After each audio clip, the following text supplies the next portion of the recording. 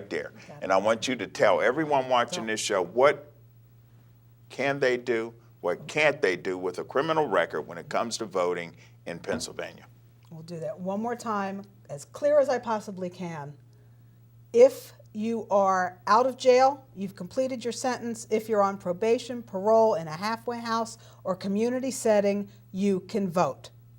If you're in jail serving a misdemeanor charge, if you're awaiting trial in jail, you can vote. You have to do those by absentee ballot. They're not going to put you on a bus and take you to your voting place, but you can vote. The only time you cannot vote is if you are currently incarcerated on a felony conviction. On a felony? Correct. Not a misdemeanor? Not a misdemeanor. You can vote. Not when they're guessing and you're waiting to go to trial or waiting. Okay, that sets the record straight. Mr. Ladaker, you're a little concerned on the cynical end, and you're thinking that there's probably a higher level of let's call it what it is. Well, how about institutional racism? Oh, without question. Because we see that this is generally this attitude, this myth that is going around about voting and things that can be done. Because there's other issues too that come with those who are reintegrating back into the community. When we look at the prison system, and not just here in Pennsylvania, but around the country, when we talk about felony disenfranchisement, what happens after you come out of jail. Now, I've served my time. I made a mistake. Now I want to get my life back together, but there are policies and procedures in place, legislation, if you will, that says no. We're going to hold you down and we're going to keep you down. We're going to beat you down. So to get past these things, we need to understand that a change has to take place, because this is not just affecting men, black men. This is affecting everyone. This is an everyone problem. When we look at the numbers, and Barbara, I don't know if you know, but we're talking serious numbers of people that will be coming back to the community again. That's my understanding as well from some of the things that I've read. It's huge numbers here. The thing is this. I really feel that we as citizens, we should begin to understand the Constitution, because that's the basis on which all laws and procedures are to follow. And the 13th Amendment to the Constitution was the post-slavery, first post-slavery amendment, the first change, and it was specific for those who were enslaved and who were indentured servants. It says slavery and involuntary servitude has been abolished, except, now what's that exception? In the commission of a crime of which you have to be duly convicted. Well, where it breaks down is in the duly convicted. People aren't being duly convicted according to the proper procedures, not being told what they should be told, when they're supposed to be told, things of that nature. Whose responsibility is this? This is the court's responsibility, or government, or the state, so to speak. It's all of our responsibility to know, but it should be the government's responsibility to inform the people. Sure. Okay? I mean, if you're hammering your roof at 10 o'clock at night, you're going to be arrested for that. But how many people walk around and know whether that legislation is in place of what they can do, or what punishment can be inflicted upon them? But I understand your point. And it just goes back to confirm that those who are actually serving time lose their privilege as a citizen to vote. And what Barbara's telling us here is that once you walk out of that door, regardless of whether you're on probation for 3 years or parole for 10 years, you still have a right to go to your voter registration office and apply for registration to vote, which is your privilege, one of your most important rights as a citizen. That's reestablishing your citizenship. Well, actually, I think... And Barbara, you said it best before the show when we were talking. You were talking about how becoming, getting that right to vote, go ahead and tell us. Usually my line is, if you don't vote, you don't get to complain. Exactly. So if you want to complain about not being able to get a job because you're coming out of jail, nobody will hire you. If you want to complain about what the people in Washington or Harrisburg are doing, in my mind, you have to vote first. You got to be a part of that process in order to complain about it. And the other thing that voting does, hopefully people are going in and voting as educated voters. They're learning about the Exactly. positions, they're Exactly. learning about the candidates and what they stand for, and voting for the people who you believe will support the things you believe in. Once you become involved in that process and start to educate, then you're really empowered. It's knowing what is going on at those different levels.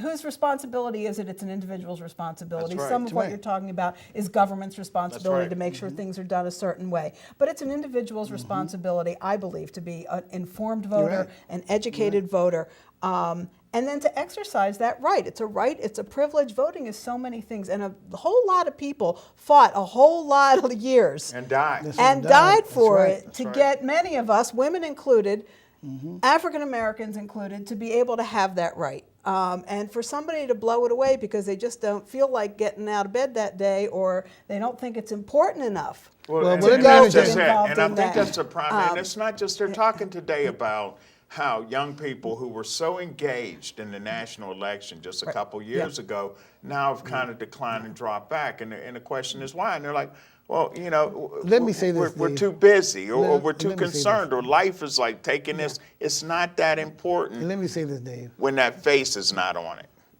When you vote, you are voting for another citizen that have the authority to make rules and regulations that's going to govern your life.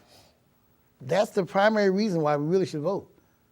We all have a right to affect everybody's life. If I choose to run for office, I can run. If you vote me in, now I can make laws that affect your life. But when I'm 19 and I think I'm going to live forever, and my vision of America doesn't look like what's important to you, and just what you just sat there and said.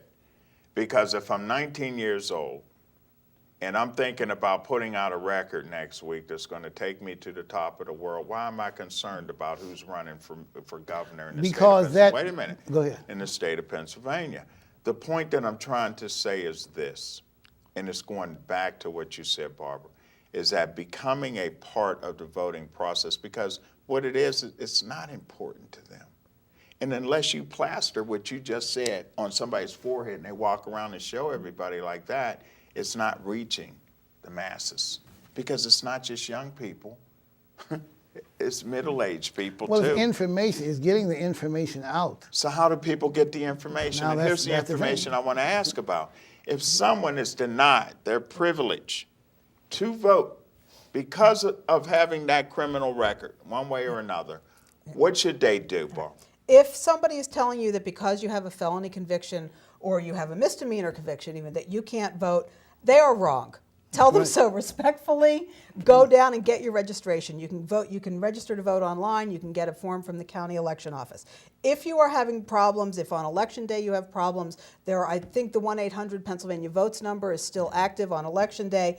Or if you have any other problems registering to vote, call us at the ACLU, call the County Board of Elections, and we'll talk to the folks who need to be spoken to. I'm sure they could and find make that sure number you're in the yellow pages. Just take a look, ACLU. That's all you need to find is ACLU, and it should Pittsburgh be chapter. there. It's Pittsburgh there. chapter, It's there. that's right. At any rate, well, I want to thank you for coming on the show. I think that this information is tremendously important. We have to begin to break the myths that are going through, and you would be absolutely shocked at how many people don't know. And Don't it know, goes you're back right. to Yeah. Latiker, getting that information. And we can do a much better job at getting that information out. I think media has a very important role to do with this. And this is another reason why public television, community television is so important, because we have the forum to put this information out where the big boys, the big networks will not. And I love that. That's also part of what we do as well.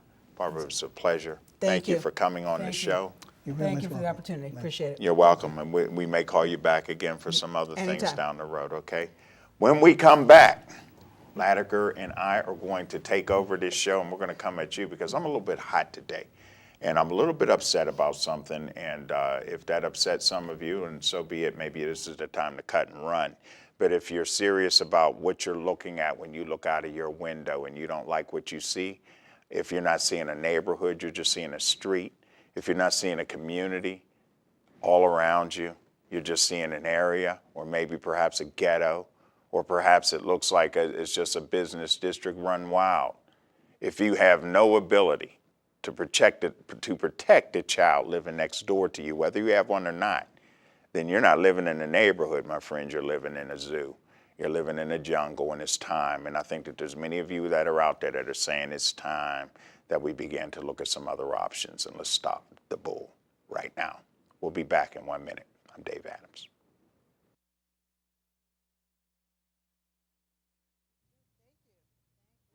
I love my husband, but he's often irritable and unpredictable. I kept trying to get John to change, but things just didn't get any better. I didn't realize that our difficulties had anything to do with his drinking. I told our pastor about some of our problems, and he suggested I go to Al-Anon family groups. I didn't think I would be comfortable with people I didn't know, but I decided to try a meeting. What I heard at the Al-Anon meeting really opened my eyes.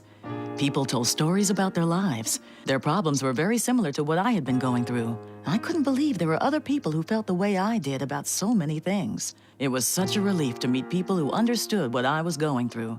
Now I'm learning things that help me manage. I finally have some peace of mind. Are you troubled by someone's drinking? You might be surprised at what you could learn in an Al-Anon family group meeting from people just like you. Call 1-888-4-AL-ANON or visit alanonfamilygroups.org. Welcome back to The Conscience Presents, where we were here today and we were bringing a very serious subject to you, which is if you have a criminal record. You know, is a criminal record affecting you or someone you love? This is part 2 of a series that we're going to be focusing on all fall. Mr. Latiker, we're going to be talking about everything that affects a person with a criminal record so we can begin to break down some of these myths and some of these outright lies, some of these policy and procedures and, you know, these type of things that hold people down, keep them down, and stop them from growing. There is a basic opinion that when somebody commits a certain crime, such as maybe homicide or something like that, they do their 25 years and come home. And that's the problem, Dave, is that, you know, people, you can't build things on opinion. You got to get some facts. And that means personal responsibility. Whoever